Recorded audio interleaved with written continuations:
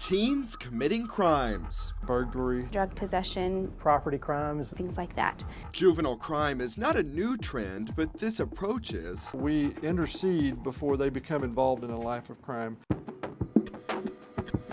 This is the First Offender Program. The basis of the program is that the solution lies within the family. Teens who commit a Class A or Class B misdemeanor can be invited to attend this 10-week course. If they complete it successfully, the arrest will be cleared from the record. There's a catch. They must complete the class with their family. What one person does in the family affects the whole family.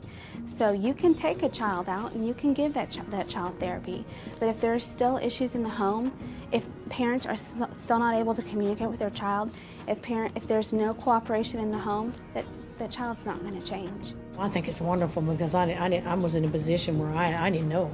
Marcia Brigham is thankful she and her daughter were invited to enroll. I was like, this is what we need. This session is really where you guys are going to start getting personal. Together, they tackle topics such as decision-making, peer pressure, and conflict resolution. The class we visited was on communication. One of the biggest skills that we lack in our families is communication. They split into groups. What are the qualities that you guys think that you need or would like in your parent? Teens write a want ad for the perfect parent. Share the same interests. The parents write an ad for the perfect child. Focused, they're respectful, they're emotionally stable. When they get back together, Have you ever thought that your parents want the same things you want? they are surprised that the lists have more similarities Humor, Yeah, and then humor. than differences. It's amazing that the kids and the parents, they actually value some of the same things, they just don't realize it. They phrase it differently, or they look at it from a different perspective. What does that tell a family?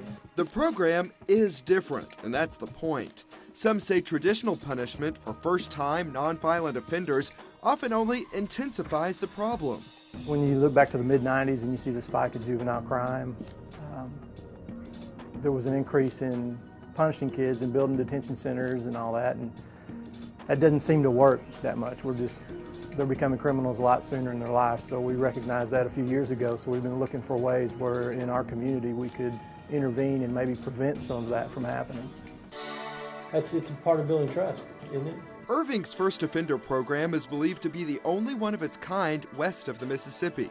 It is modeled after one that started in Georgia and has recorded years of positive results. The success of the program is phenomenal.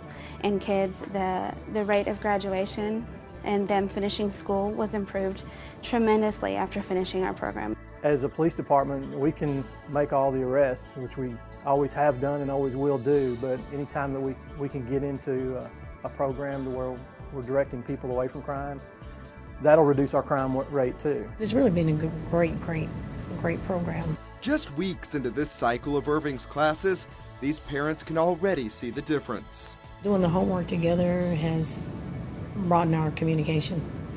And I guess we've pretty much found out some things about one another that I guess we didn't really realize how we kind of veered away from one another. The hope is the skills they learn in this First Offender Program will build stronger families, families that will not be broken by the youngest member going to jail. That's really the focus of it, is to ensure that this is their first and only offense.